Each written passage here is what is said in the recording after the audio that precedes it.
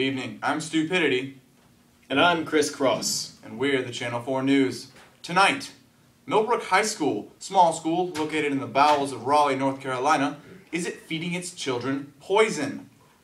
Looking on the school menu, we see many items: French fries, pizza, Debbie snack cakes, chocolate milk, none of which sound healthy, full of trans fats, fatty oils, sugar, and red dye number 4.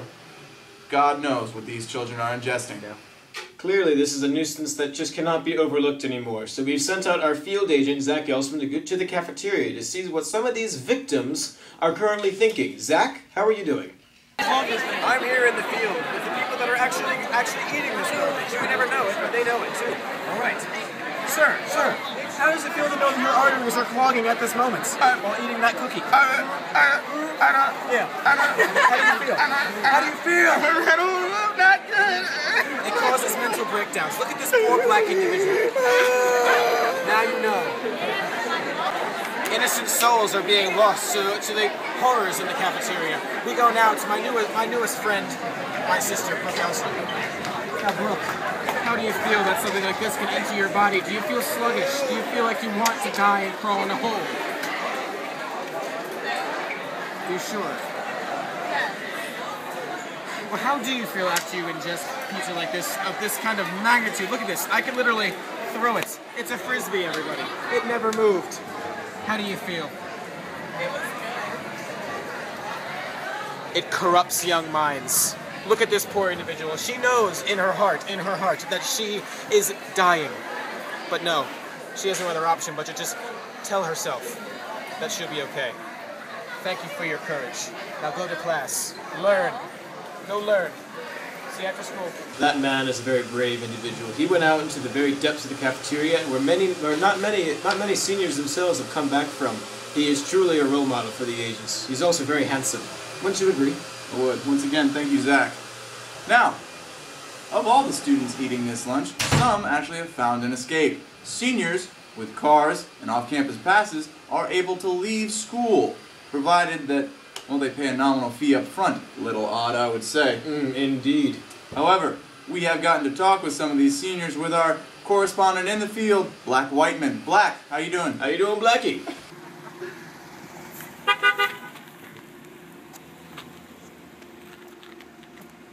As you can see, there are many seniors escaping the dread abomination they call the lunchroom. These are the very few seniors that are fortunate enough to escape such tragedy. Thank you. Rah. Thank you for that, Black. Of these seniors that are able to escape to the havens of notable fast food chains like Bojangles and McDonald's, I sat down with a few of them to get some words. So I'm here live in the school hallway with Mr. Paul here, who is one of the lucky ones, and as you can see, McDonald's, clearly one of the best and most healthy brands out there. Now, Paul, how does it feel to be able to get away from all the toxicity down the hall and to get some fresh air and some good, honest food? Dude, it feels great. I mean, I get to drink Dr. Pepper instead of that crappy chocolate milk they serve at the cafeteria. I also just finished like a huge, large fry that's baked in 100% real vegetable oil. Vegetable oil. You know how organic and healthy that is for you? And the potatoes that made those fries were non-fertilized. That's healthier than whatever they are serving in that cafeteria. I feel great that I get to enrich my digestive system with this food. You look like a prospective senior, huh? Got some Bojangles there. Clearly a healthier food, wouldn't you say? I would say so. The name Bojangles, it just speaks health to me. How does it feel, just being able to get some good quality food like this, as opposed to the other crap, let's be frank here, that they're serving in there, the injustice, but you, one of the lucky ones, please, run it by with us. I spent the first 2 years of my time here at Millbrook in that cesspool of mediocrity that is that room over there. I will not speak its proper name. Now, when you see this name Bojangles, the health that comes to mind of this sugar water is so superior to anything you will find over there. It has sugar and water and flavors, artificial flavors that are very good. They're made in a lab, so you know that it's well tested. Basically, it's great for you. The sugar gives you the energy. When you get the fats, it'll just keep you going throughout the day. It'll insulate you from the heat. yes, is superior. Thank you for those words. Could there be a light at the end of the greasy tunnel? Let's certainly hope so. We go to our new scientist in the field. Who's on the third floor. Betcha is That's his name. Chet, you betcha. You betcha we're going to get some new science out of this. Chet, do you have something for us? Save us. Thanks, Crisscross. Thank you. I have discovered a brand new thing. It took me weeks and weeks, but I have found it. Through all my hard work, I have found the ground actually bears fruit. And not just fruit, a superfood. It is the apple, the orange, the pear, and the pumpkin. With these new superfruits, we can save the school. No more crying children at lunch. Everything will be all right. And now, back to you guys. Well, thank you for coming through this journey with us as we've explored this travesty and also the hope that may be instilled in this school. Clearly the future is bright. Thanks again for joining us, and on behalf of Black White Men, Chet You Betcha, and my co-host, Stupidity, Zach Elson, Mitchell Underwood in the field, and myself, Chris Cross, we want to thank you for your attention, and good night. Good night.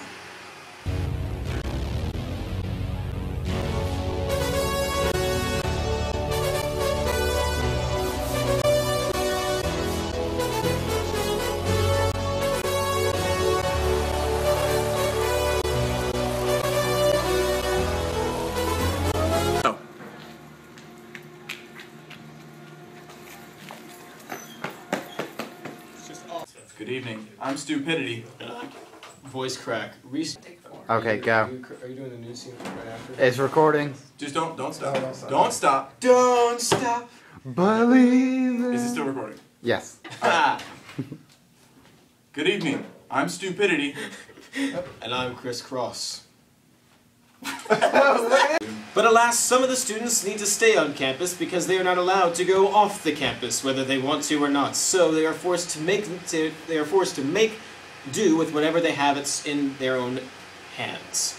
Thank you for interviewing them. The public needs to know. But alas, some people are stuck still on campus, so they have to come up with new and better options for them to avoid the cafeteria. For this, we go to a newfound scientist in Justin. He has actually gone to a local laboratory inside of the school and come up with a very unique plan so that we might actually be able to survive.